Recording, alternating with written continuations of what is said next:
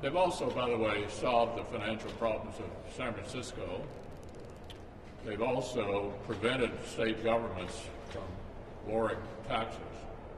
This is a classic example of big government democratic overreach in the name of COVID relief, and we all know that what we should have been doing and would have been done had this been a bipartisan discussion instead of a jam the other side approach is $500 or $600 billion directly targeted at the problem. But of course, the $1.9 trillion problem, as we said repeatedly, the $1.9 trillion package, as we said repeatedly, only had about 1% or less for vaccines, 9% or less for health care. So I think this is actually one of the worst pieces of legislation I've seen pass here in the time I've been in the Senate. We believe that the American people need to learn more and more about it. And we're going to see that they do that in the coming months as we talk repeatedly about the provisions in the bill that the Democrats do not want to discuss. Well, I just want to say how disappointed I am that our good friend, colleague, Roy Blunt has chosen not to run again for re-election. Real loss for the Senate. He has been a difference maker here, a leader of the Senate. And Roy and I came together in the House back in 1996, 25 years ago, and served there for several years where he became the whip. He's always been a leader in both the House and the Senate. And on so many issues and so many levels has really contributed to the success that our country has seen over the past few decades. And so grateful for his service, and we'll miss him. We look forward. We've got a couple years to continue to work with him on a lot of challenges. There's a lot to do out there. And let me just sort of pick up where the leader stopped, and that is to say that the $1.9 trillion bill that the president will soon sign is something that is dramatically larger by several dimensions than it needed to be. We could have done a targeted bill. We could have done a fiscally responsible bill. Instead, we did a bill that bails out blue states, $27 billion, American people's tax dollars, to the state of California, which last year ran a surplus. Checks to illegals and inmates. A lot of the folks that are going to benefit of this, all this money, are going to be people who actually, whether you're in prison or whether you're illegal, I think most hardworking Americans would think that that's probably not a good idea to be writing checks to people who aren't here legally. And you look at all the money that's spent on whether it's schools, most of which doesn't get spent until the out years. 5% gets spent this year, 95% in years like 27, 28, which hopefully, we're hoping the pandemic's going to be long gone by then. But I just think there could have been something that we could have agreed on that would have provided additional money for vaccines. Vaccines is the most important thing that we could do right now. And instead, the Democrats went down a path that literally had payoffs for all their special interest groups. They had the multi-employer pension plan bailout. That was an $86 billion price tag in this bill. And like I said, when the American people find out all the goodies that were tucked in there for special interest groups, I think they're going to decide, notwithstanding the fact that they might be getting a $1,400 check, that this was a real boondoggle and a bad use of their tax dollars. And if you're somebody who's working hard, the little provision that was added at the end, $10,000 basically tax credit or tax exemption for people who get UI benefits. And so if you're somebody out there who's working hard, who's trying to pay the bills, you've got to pay the taxes. But if you're on unemployment insurance, you get a $10,000 tax exemption for the unemployment benefits that you receive. Just a lot of stuff in there that begs the question about what were they thinking. But it was a liberal wish list. They've described it as the most progressive domestic legislation in a generation. It certainly lived up to that billing, but it was also a decision consciously made by the Democrat leadership, notwithstanding Republicans' efforts in the last year to get 5 coronavirus bills across the finish line, all with bipartisan support, to go one-party rule and load it up with a lot of their wish list agenda. And I think that's an unfortunate outcome for the American people. And I hope it's not a sign of things to come, because if it is, it's going to be very, very harmful to the country and very, very hard for the Congress, and particularly the United States Senate, to do the work the American people sent us here to do.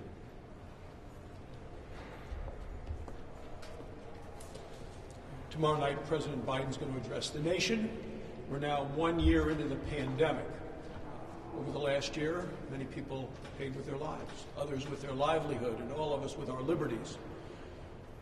Through Operation Warp Speed, we now have 3 vaccines that are safe and effective. And 2 million people are getting vaccinated every day. As a result, hospitalizations are going down, the death rate is going down, and as a doctor, I will tell you all of these are very good things. The economy is also recovering. Last week we heard that over 370,000 new jobs were added back into the economy. The things I hear about at home in Wyoming is in terms of across the nation, what about President Biden's promise to open all the classrooms by the end of the school year? Well, that's a promise that President Biden will never be able to keep. At the same time that the classrooms are closed across the country, the southern border is wide open. Take a look at the news stories that are coming out. It's obvious that in terms of unaccompanied minors, the beds are filled to capacity. In terms of adults coming into the country, many of them are infected currently with coronavirus. They're still allowed to be released into the United States. They're being tested positive, and then they get on a bus and carry that disease straight into the heartland of America. This has to stop. People need to make sure, the president needs to assure us that our classrooms will be open, our borders will be closed. That's what people want to hear about tomorrow night from the President of the United States. They want to hear what are his plans to secure the border, to open the classrooms, and to get America fully back in recovery. Well, I want to join Dr. Barrasso in encouraging people who are willing to have a vaccine to have a vaccine. There are a certain number of Americans today that just don't think vaccines are a good idea. I'm not one of them. I wouldn't be in favor of legislation that required them to have a vaccine, but having the vaccine is the way that gets our economy back to normal. It's the way that gets our families back to normal. It's the way that gets us interacting again like we'd like to interact.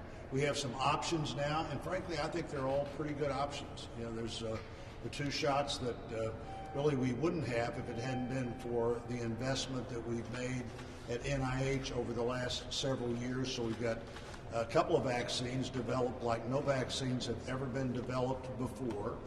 2 shots, one 3 weeks apart, the other one 4 weeks apart. But the shot that we only have 1 shot does a great job, and you have 1 shot, you have 1 visit. 2 weeks later, you have the efficacy of that vaccine as well. There are choices here to be made. That one, 74%, I think, of the thousands of people who have been tested didn't get the virus at all. Of the other people that might have got it, the cases were often very light, and nobody went to the hospital. So if I was any American that had access to a vaccine, I wouldn't think that one of them was not as good as the other ones. I just try to find the one that met what I thought my schedule and my needs were at the time and get us all to a better place quicker. Operation Warp Speed actually worked. And so we've got vaccines that are about 2 years quicker than we would have had them otherwise. I think the president today just announced that he was going to exercise another 100,000 of the Johnson & Johnson vaccines that President Trump had already future contracted for, and has come up with some ways to produce those quicker than we might have otherwise. But if they weren't there, we wouldn't be producing them. You and I couldn't have them. I hope every American thinks seriously about the way out of the pandemic and looks at their vaccine options and takes advantage of them as soon as they can.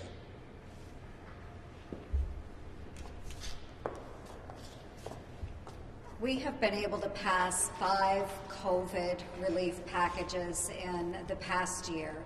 And unfortunately, Biden's promise to be the bipartisan president, a president for all Americans, is going out the window today as he signs this non-COVID-19 package. $1.9 trillion We're footing the bill for a Democratic wish list of items. Now, fortunately, we were able to push back and get a number of items removed, like the $15 federal minimum wage, the bridge to Canada for the state of New York, the subway system for Nancy Pelosi and Silicon Valley. We could go on and on and on with all of the items that have been packed into this non-COVID-19 bill. Now, in just a little over a month, we're going to hit tax day here in the United States. And my Iowans, every year when they're writing out if they owe taxes, if they're writing out a check to the Treasury Department here at the federal level, or if they're writing a check to the Iowa Department of Revenue, what they never expected they would have to do is write a footnote on those checks saying, bailout for New York, bailout for Illinois, bailout for California.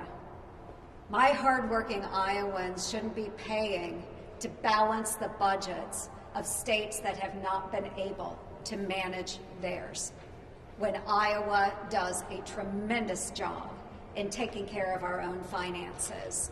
So I am very, very disappointed in this administration and in the Democrats for refusing to work with Republicans and for their promoting their liberal wish list over the hopes of the American people.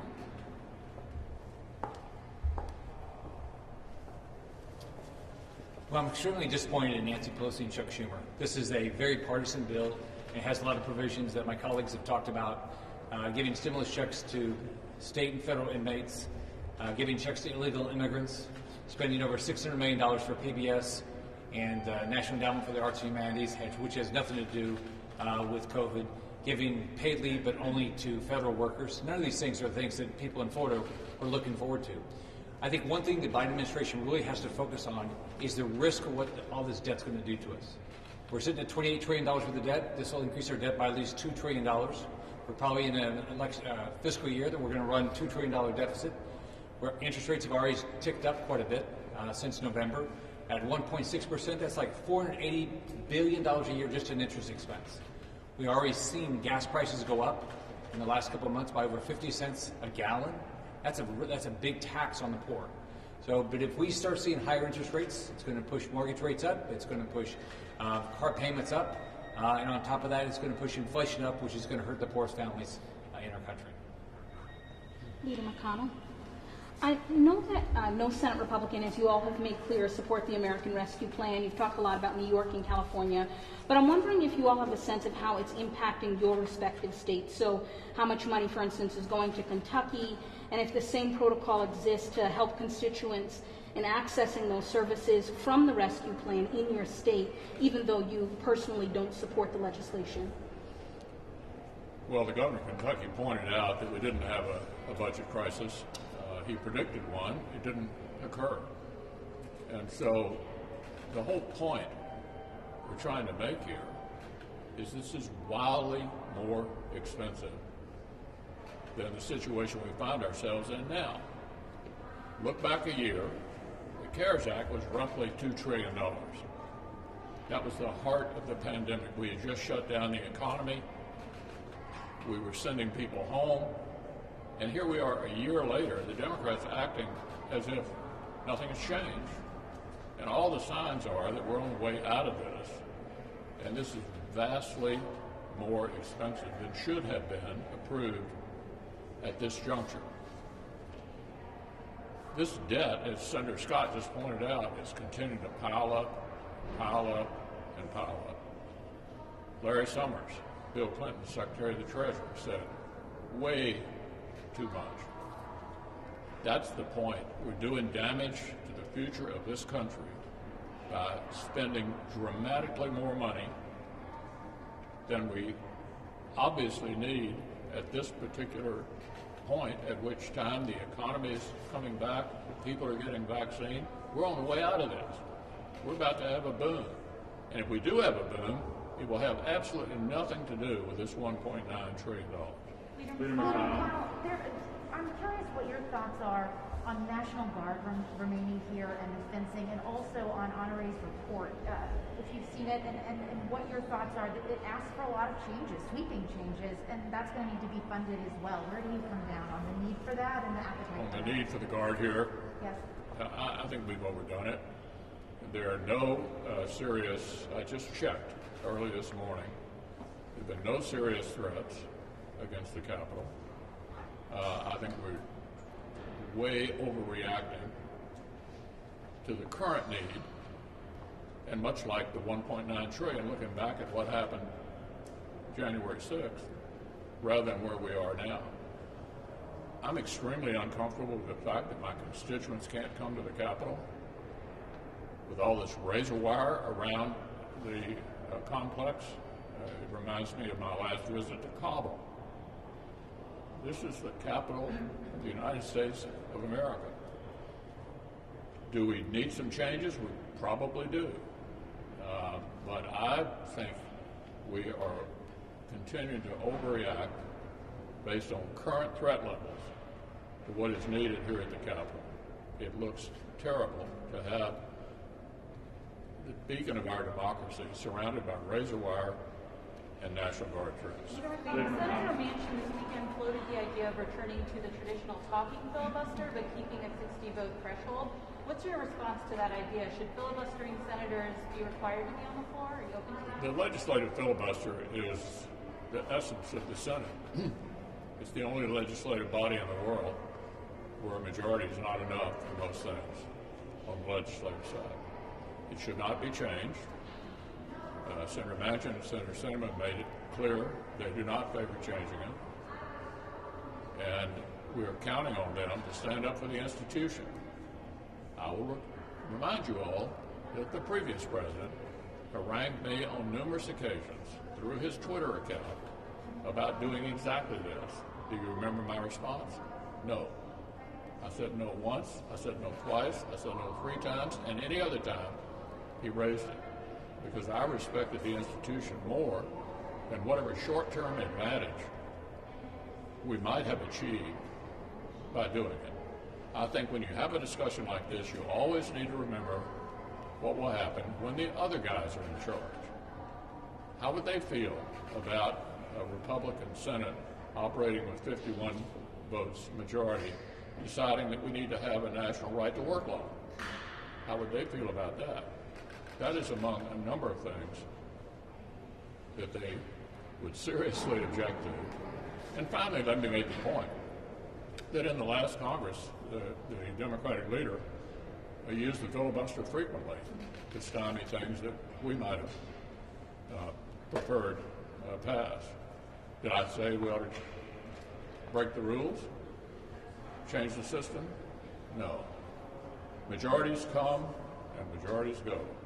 But the essence of the Senate is the filibuster on the legislative calendar.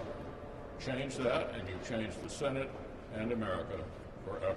Even if you keep the 60-vote threshold, but you require the senators to be in attendance. The status quo on this issue is exactly where we ought to be. Leader McConnell. Thank you.